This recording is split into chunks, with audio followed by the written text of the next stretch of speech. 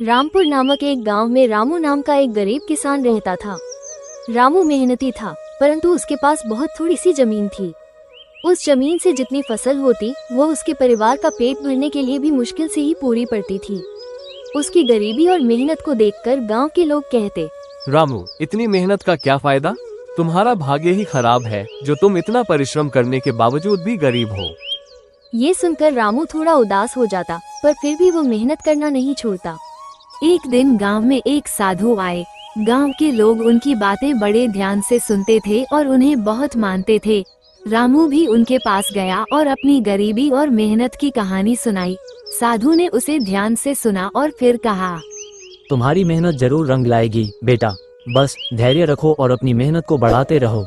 कभी कभी हमारी मेहनत के फल का समय आना थोड़ा देर से होता है, परंतु मेहनत का फल निश्चित रूप से मिलता है।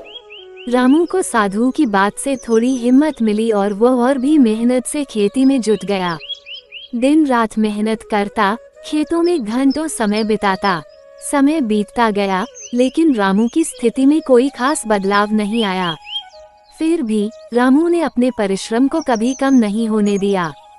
एक दिन जब रामू अपने खेत में हल चला रहा था, तभी अचानक हल किसी कठोर चीज से टकराया।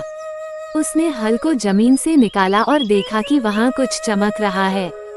उसने मिट्टी को हटाया तो एक पुरानी धातु की हांडी निकली।